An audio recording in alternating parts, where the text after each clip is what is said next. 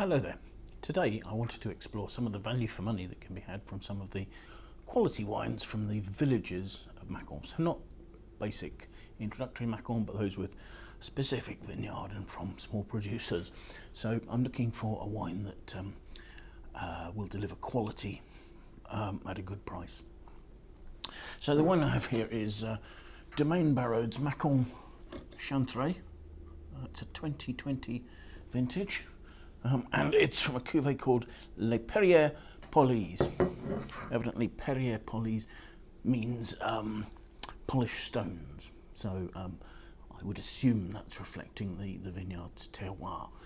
The site here is about 250 metres above sea level. It's near the rock of Solutré and not far from the river. So there's a cooling influence there. There's a little bit of altitude. The vines here were planted in 1990, so there's a little bit of age to restrict the yields a bit.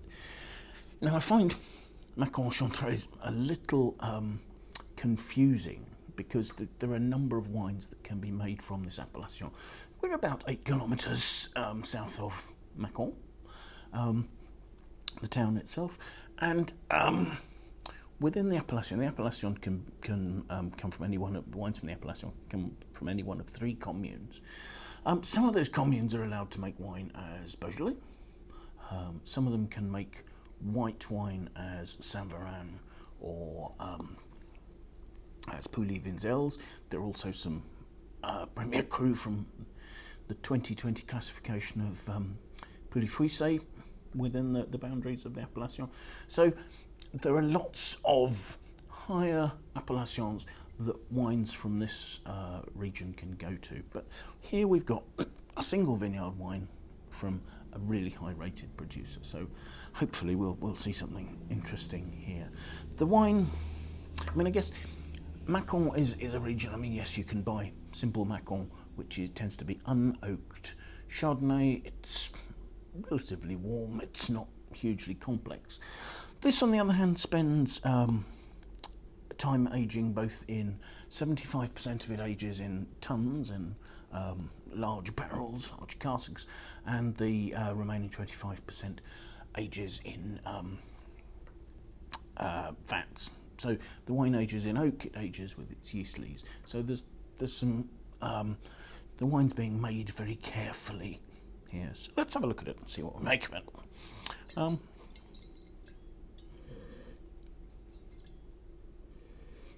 There's a lemony freshness, which is very pungent, but layered over that there are yeasty, creamy notes of lees aging. There's actually quite a ripe fruit behind the oak and the lees aging notes, sort of pineapple, rich peach, but that's there at the same time as that quite sharp, crisp citrus note as well. So the two are contrasting there with each other. So let's have a look at the wine.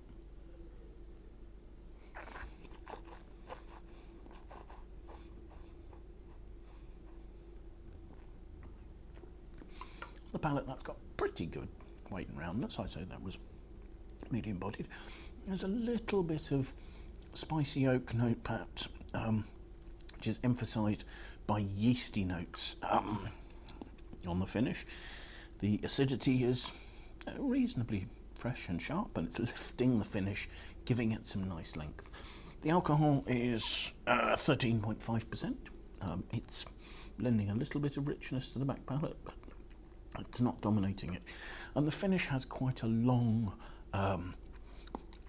fruit note, mostly that sort of citric lemon note, but with little bits of that peach and pineapple that I'm seeing there.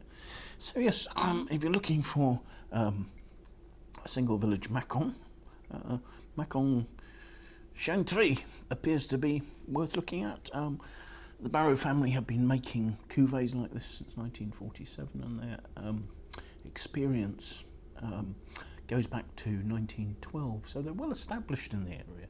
Small, high quality domain, well worth looking out. thank you very much for watching. I hope you find this interesting. I do hope you'll join us again. Please feel free to like and share the video. But yes, I hope I'll see you soon. Bye now.